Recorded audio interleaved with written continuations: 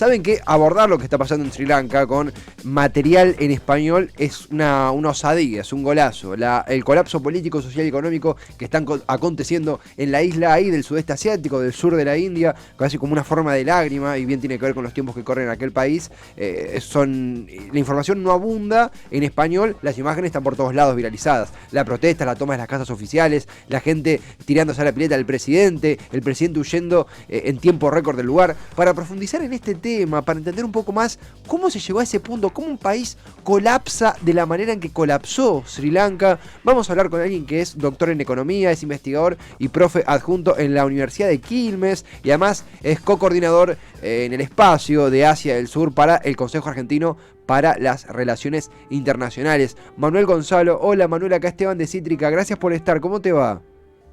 Hola Esteban, ¿cómo andás? Muy bien. Un gusto, un placer. Lo mismo, Manuel, un gustazo, la verdad. Hay una entrevista interesante, entre otros laburos tuyos, que se hace en Reporte Asia, que es uno de los grandes pilares en español para entender lo que está pasando en Sri Lanka. Un montón de preguntas, pero primero la noticia que está en boga ahora, que es que se confirmó la renuncia de Rajapaksa, del presidente de Sri Lanka. ¿Esto ayuda a un nuevo gobierno de transición? ¿Es más de lo mismo? ¿Es un punto y aparte? ¿Cómo lo sentís vos? Bueno, sí, está un poco, ahora salió en los medios, renunció y entiendo que se fue a Singapur. Se lo quiere ver como una esperanza de un gobierno de coalición, ojalá. Yo lo que sí, digamos, un poco lo que había levantado en el artículo ese, es que la situación, digamos, de Sri Lanka en términos económicos es muy difícil. Sí. Más allá de los ribetes que tenga la familia Rajapaksa digamos, y toda la situación, digamos, que uno cuando mira digamos, por las redes aparece, digamos, como muy, sin lugar a dudas, impresionista. Ahora, digamos, lo que hay ahí es un tema de sector externo que, digamos, Sri Lanka ya, digamos, por así decirlo, no pudo cumplir con su deuda con el FMI varias veces, las exportaciones le cayeron mucho, por distintas cuestiones. Está esa cuestión del tema de ese intento que intentaron hacer de sustitución de importaciones por la vía orgánica, que no dio bien. Después está el golpe que les pegó el COVID con el turismo. Y a eso se le suma, bueno, lo que se nos suma a todos, ¿no? Que es este tema de la inflación global en términos de energía, alimentos.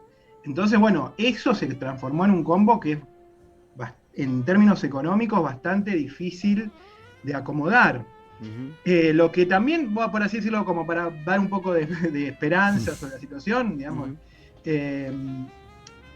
a ver, la ubicación de Sri Lanka debería, o lo que antes era Ceilán, debería favorecerla en el sentido de que, bueno, la ubicación geográfica, ¿no? Sí. China tiene interés en tener ahí bueno, de hecho, una de las discusiones es el puerto este que se construyó con China y si eso ayudó o perjudicó en términos del pago de la deuda.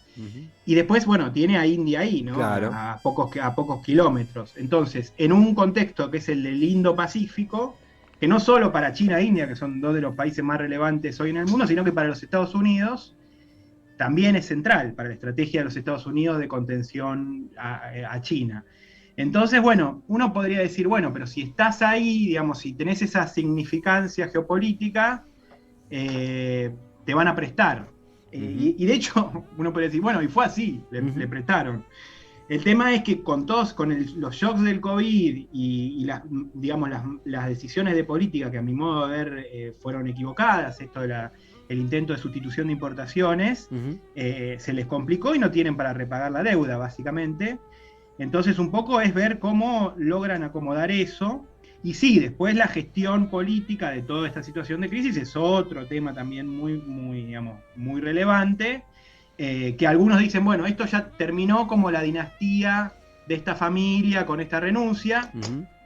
Bueno, yo diría hay que ver, porque es una familia que tiene una larga, digamos, historia en Sri Lanka, han ocupado distintas posiciones dentro del Estado de Sri Lanka, también una ligación muy fuerte con lo que sería el budismo, digamos, más root, por así decirlo, en Sri Lanka, con lo cual, digamos, factores estructurales de poder la familia esta sigue teniendo. Claro. Y después están los factores estructurales económicos que te condicionan, más allá de la familia, de lo impresionista, de la corrupción, que bueno, hay que ver cómo eso lo logran acomodar o no. Totalmente. Algo que también... por supuesto que a partir de lo que sucede en Sri Lanka y la viralización de las imágenes, hubo una proliferación de todo, digo, no me saco eso, de todos los que queríamos saber más y opinábamos y deglutíamos la información. Y una de las cosas que vi en Twitter, creo que hay un debate interesantísimo y súper necesario, que acá lo intentamos cubrir sobre la diversificación productiva y demás, y como en todo debate hay extremos, y a veces los extremos son un poquito termos, pero veía que uno de los puntos que se decía es: Sri Lanka colapsó por las políticas medioambientales que algunos buscan aplicar. Sri Lanka colapsó porque sacaron los fertilizantes, clavaron lo orgánico y se fundieron porque no dieron abasto para la producción, y a partir de ahí vino el declive. En ese sentido te pregunto, ¿qué mejor que en este momento? Que me sale decir política medioambiental o política verde. ¿Hay una cuota de responsabilidad en esa política verde que se instaló, reemplazando fertilizantes por contenidos orgánicos, producciones orgánicas, en este declive? ¿Cuánto porcentaje tiene? ¿Es política verde lo que falló? ¿Cómo sentís esa pieza de todo este colapso? Bueno, no sé si es política verde. Hubo un intento ahí de sustitución de fertilizantes, porque claro, también es verdad, los fertilizantes cuestan plata y el aumento de los precios de los fertilizantes, bueno, te lleva a tomar decisiones. Claro. Ahora, lo cierto es que ese intento de sustitución por orgánico, a la escala que se dio, no funcionó, le bajaron los rindes, digamos. Eso creo que hay coincidencia, más allá de la carga que se le ponga. A ver, el tema ahí es varias cosas, pero todo lo que es Asia del Sur, bueno, primero tiene que alimentar a mucha gente. Total. ¿No? Total. Entonces, nosotros lo miramos por ahí desde acá, que bueno, con otros mambos, otros problemas, y Argentina, digamos, sigue teniendo la pampa, sigue siendo, digamos, en un punto un cierto granero del mundo con todo lo que eso implica, pero digamos, hay, por así decirlo, abundancia en la producción de alimentos. Todas estas economías de Asia del Sur, desde la época colonial, sufrieron problemas de hambrunas, y antes incluso de la época colonial, no son solo los ingleses, sino que antes, digamos, ya tenían problemas de hambruna. Entonces, si vos ahí le pifiás en la sintonía fina con el tema alimentos, estás en problemas, claro. Digamos. Claro. Digamos, es un tema central para todas estas sociedades de Asia del Sur, incluso podríamos decir también China, etc. Vos pensás que, bueno, y ahí entra esta discusión. Yo, sinceramente, creo que, por ejemplo, en India, que digamos es medio similar, en los 60s, también tuvieron una sequía muy fuerte, le bajaron los rindes agrícolas, creo en el 64, 65, ahí tuvieron que suspender, por ejemplo, ellos tenían un esquema de planes quinquenales, bueno, tuvieron que recambiar todo porque estaban básicamente con población en situación de hambruna. Y ahí introducen básicamente con la Fundación Rockefeller y distintas formas, digamos, incluso propias del Estado mismo, con Indira Gandhi, la semilla genéticamente modificada, primero, digamos, fue en trigo, después en el arroz, y eso les permitió tener un buffer importante de alimentos, con lo cual, en este tipo de sociedades, a mí me parece que el tema de la cuantía de alimentos tiene que ser tomado muy en serio, no. Bueno, de hecho lo toman muy en serio. Y incluso para Sri Lanka también se le conjugaba, no solo con la situación doméstica, sino que exportaban arroz. Entonces también te empieza a pegar por el lado de las exportaciones. Y por el lado de las exportaciones, después te pega sobre precios internos, hace que aumenten los precios, claro. Y bueno, todo el clima social que se genera, y bueno, y que te lleva a problemas. Con lo cual diría, sí, es un tema relevante. Estamos conversando con Manuel González, doctor en Economía. Hay entre tantísimos artículos y laburos, principalmente en el Consejo Argentino para las Relaciones Internacionales, donde co-coordina el espacio respecto a Asia del Sur. También una nota que súper recomendamos, que bueno, se titula una entrevista: Los rasgos de la crisis en Sri Lanka, tiene que ver con el sector externo, que es lo que estamos conversando aquí con él. Manuel, respecto también a en la nota incluso se habla esto de los paralelismos, ponemos los ojos en Sri Lanka no solo por una cuestión de empatía y de que nos gusta la geografía, sino también para comprender qué factores podemos identificar que se replican en otras latitudes del mundo, con todas las coyunturas y diferenciaciones y especificaciones que tiene Sri Lanka. Pero en ese sentido, el debate por la exportación va dejando, salpica cada vez más para todo el mundo, esto de cómo nos diversificamos productivamente, no monopolizarse, qué pasa ahí con el debate medioambiental. En ese sentido, lo formulo como pregunta, por ahí queda medio abstracto, pero ¿es Sri Lanka un ejemplo de qué pasa cuando no se tiene en cuenta el debate por la diversificación, la necesidad de integrar una política como es la sustitución de importaciones con la cuantía alimenticia? ¿Es un caso extremo de lo que puede pasar en otras latitudes con diferencias? ¿O es Sri Lanka una excepción a la regla y un colapso que difícilmente se replique en Argentina o en otro país? ¿Vos cómo sentís ese tema tan sensible? Está bien. Yo creo que hay que prestarle atención, sí, hay que prestarle atención en el sentido, digamos, incluso para Argentina, en términos de, uno, digamos, puede, digamos, de lo que significan las exportaciones agropecuarias para Argentina también. Entonces, más allá de la discusión sobre la renta, sobre los actores, sobre etcétera, digamos, en términos del sector externo, bueno, es la fuente de dólares. Y en el caso de Sri Lanka también. Lo que sí se le suma, digamos, diría, es mirar no solo, y ahí bueno, entra toda la otra literatura y la otra discusión, que es no solo, digamos, el balance comercial, sino digamos, la cuenta de capital o cómo te pega, digamos, la deuda. Porque a ellos también se les complicó por ese lado. Digamos, no es solo el tema de, bueno, que vos no, digamos, que tomaron una mala decisión de política y exportaron menos, sino que después, que a su vez se te suman los vencimientos de deuda que tenían, como, bueno, en ese sentido es en un punto similar al caso argentino, con todas las diferencias del caso, ¿no? Sí. Con todas las diferencias es muy similar.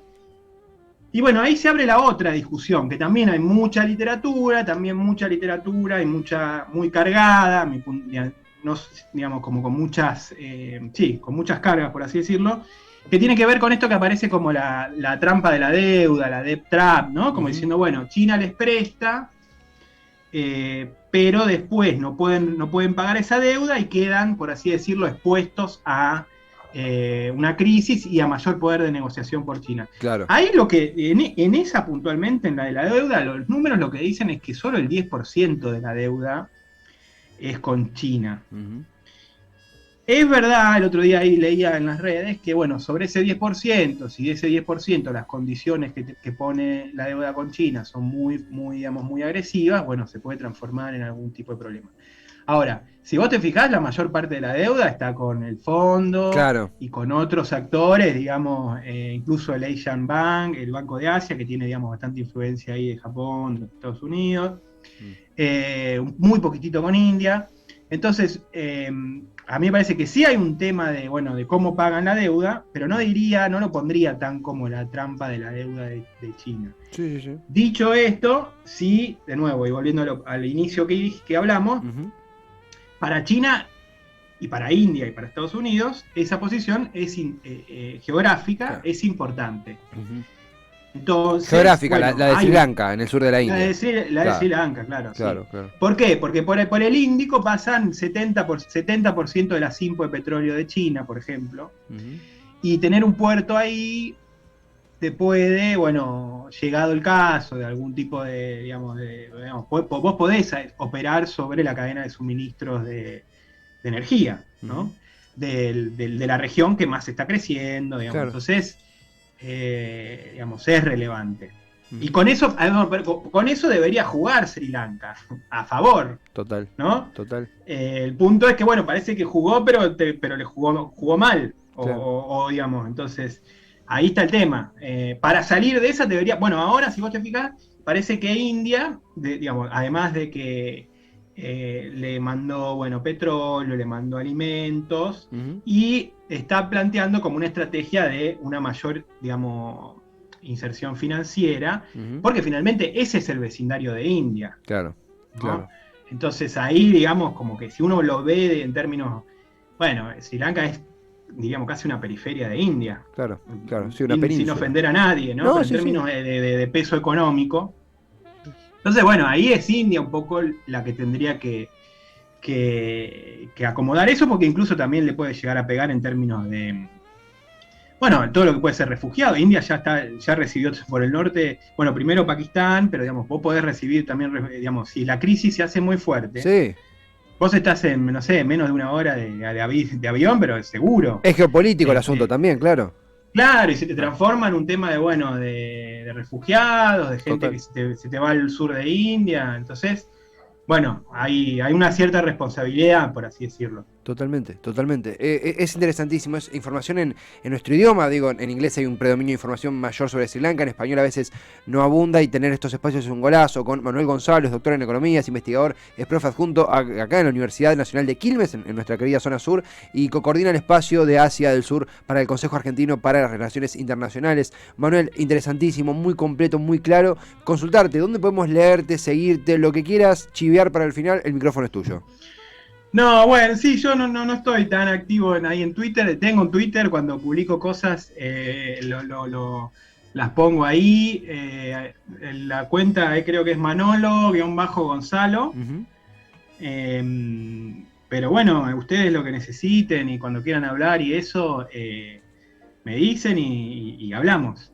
Lo mismo de nuestra parte, Manuel, se va a repetir, seguiremos cubriendo en base a lo que publicás y difundís lo que ocurre en Sri Lanka. Gracias por tu tiempo, por la nota, buen cierre de semana y nos vemos la próxima. Igual, gracias a ustedes, cuídense. Lo mismo, un placer. Manuel Gonzalo, doctor en economía, a fondo, info en nuestro idioma sobre lo que acontece en Sri Lanka. Interesantísimo realmente.